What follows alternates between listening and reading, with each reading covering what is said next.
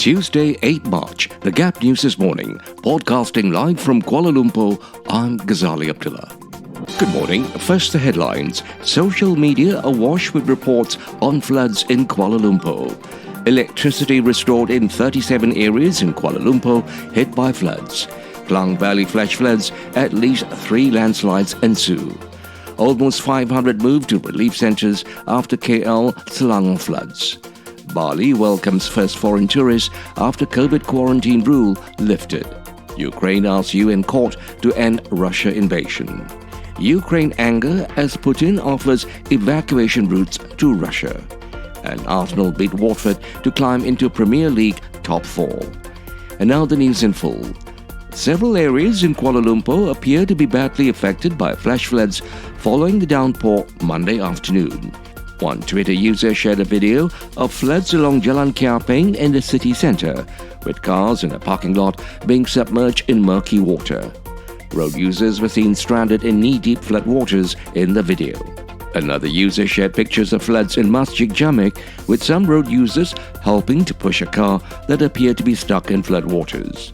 Similarly, Jalan Kuchai Lama also appeared to be flooded, based on a video that has gone viral on WhatsApp. Jalan Tun Razak and Jalan Tun H.S. Lee also appear to be hit by floodwaters.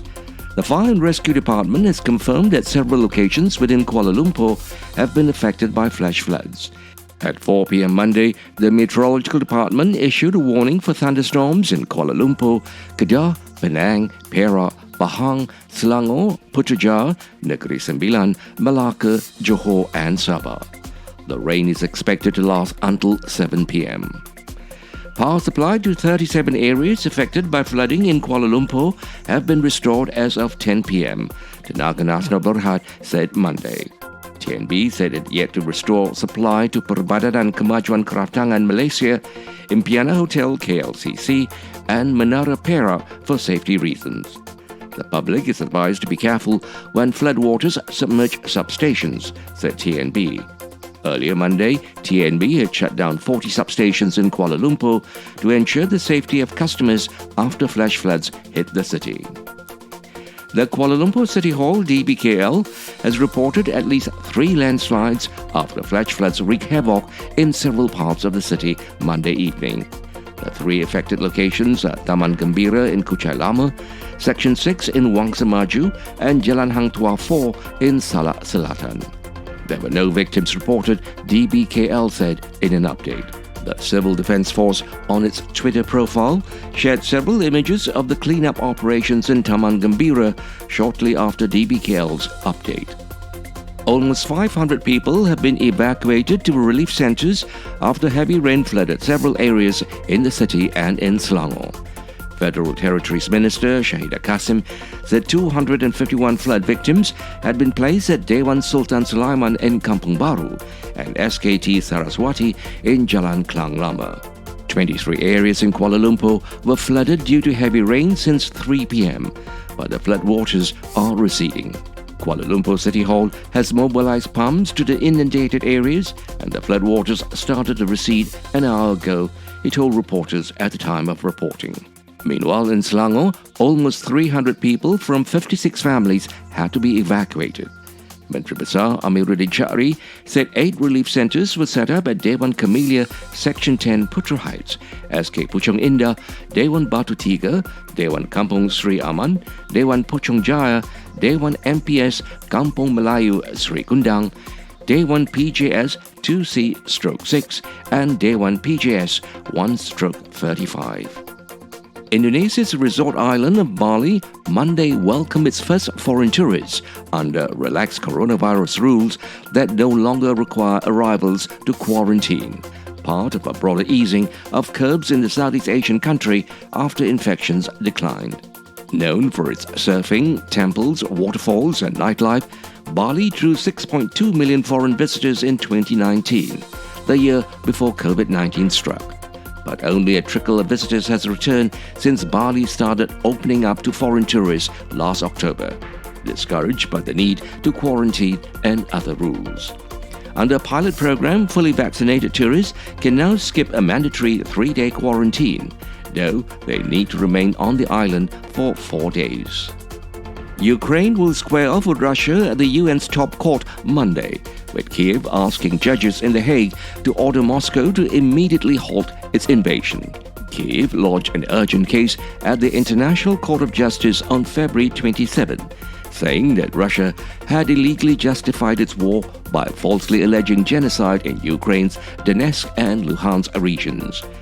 Ukraine alleges that it is Russia that is planning acts of genocide in the offensive launched by President Vladimir Putin on February 24th.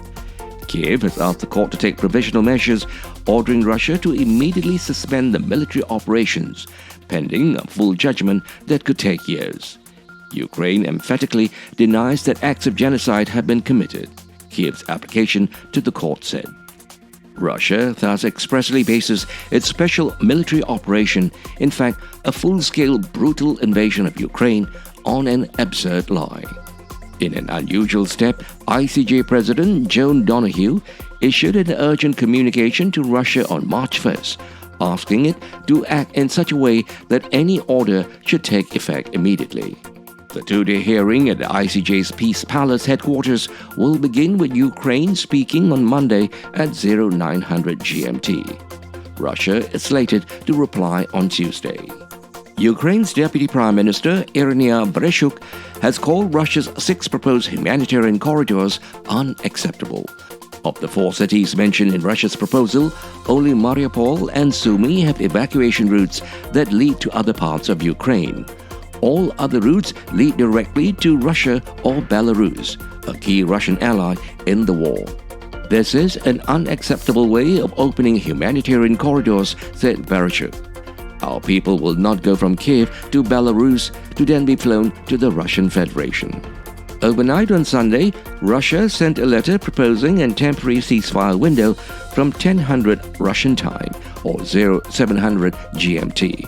In response, Ukraine sent Russia its conditions on the routes, especially the opening of corridors for the evacuation of people to the west of Ukraine, away from Russia.